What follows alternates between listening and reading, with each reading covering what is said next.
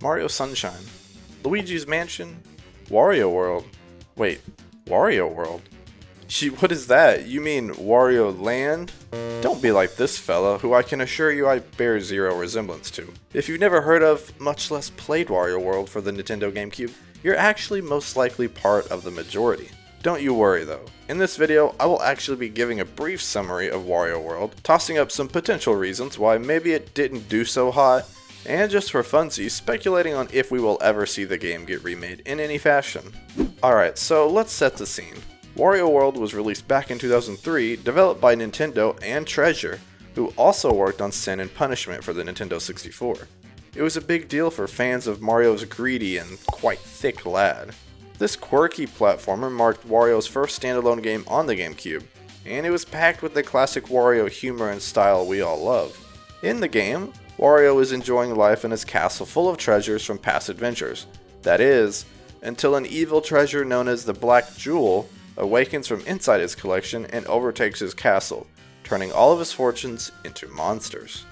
The Black Jewel also transforms the castles into 4 worlds called Excitement Central, Spooktastic World, Thrillsville, and Sparkle Land, each consisting of 2 levels and their own boss fight. While playing through these levels, you'll be brawling like an old school WWE superstar while punching, spinning, and pile driving your enemies into dust. Well, treasure, but you know what I mean. You'll be fighting to regain your lost treasure, as well as saving spritlings along the way. If this proves to be too difficult and you should falter, well, that's okay, you can just buy a continue. There are no lives. Wario never dies. And he's too rich to die anyways. I should also mention that the puzzles you play in the game are some of my favorite parts too. There's also supposed to be several mini-games, like from WarioWare or something. I think you have to find enough specific treasures, but I didn't grow up with a Game Boy and I don't have one now, so I've never actually been able to play them. Eventually you'll battle the Black Jewel and emerge victorious with your new castle. More on that later because the specifics on that raise an interesting problem.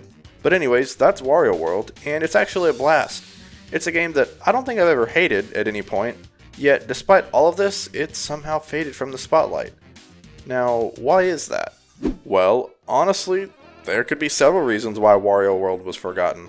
First off, the gaming landscape in the early 2000s was super competitive. The PlayStation 2 was dominating the market, and series like Grand Theft Auto, Final Fantasy, and God of War were stealing all the attention among others. And the Xbox had come out with this franchise called Halo that I'm pretty sure ended up turning out alright.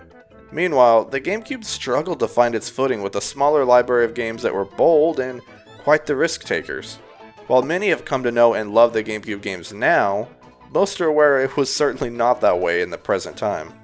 Heck, people were dogging on Super Mario Sunshine and Wind Waker, so it was a tough time to be trying new things, which Nintendo has built their legacy and brand on. Wario World, while charming, also probably didn't get the marketing push it needed to stand out.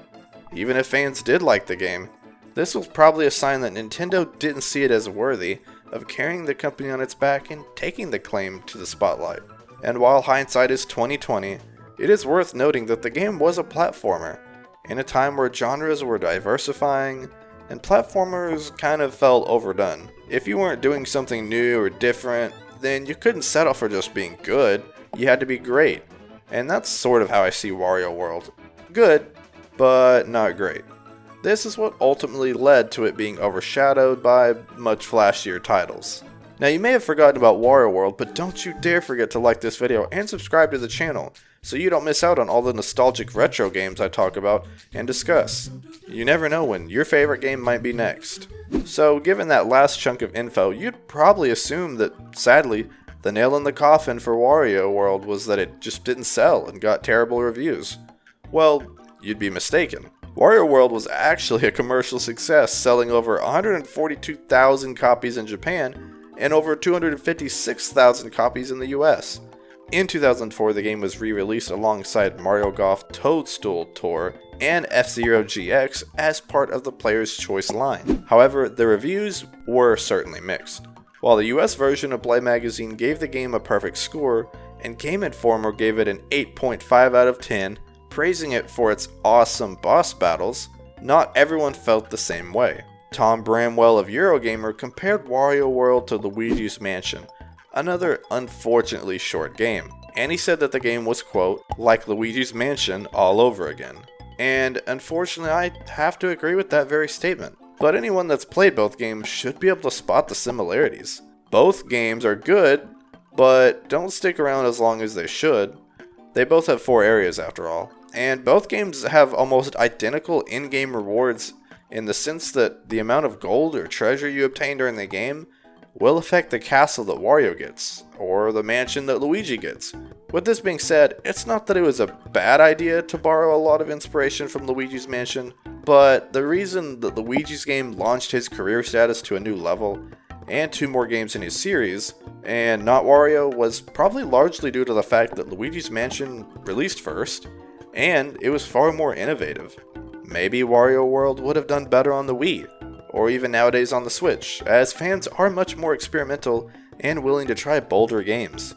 Dropping them both on the same console that already wasn't winning its generation's console war probably wasn't the greatest idea.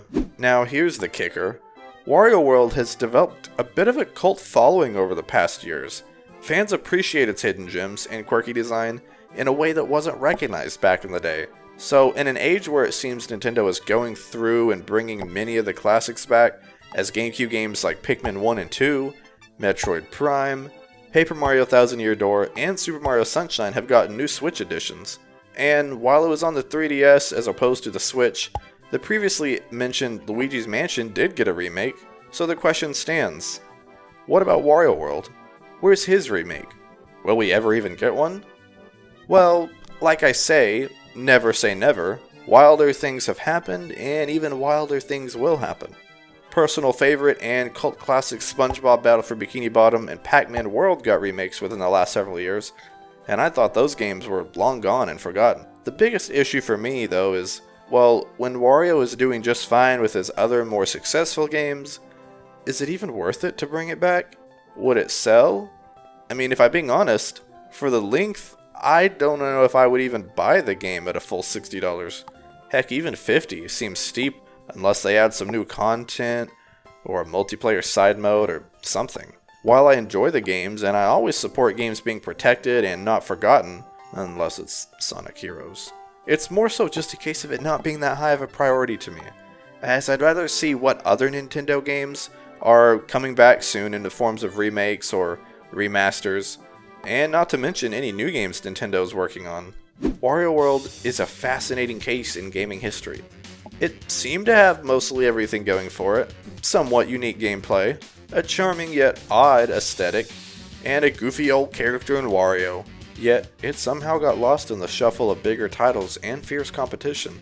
The game's overlooked status is a reminder of the consequences of being a slightly above average game on a console that wasn't winning its war.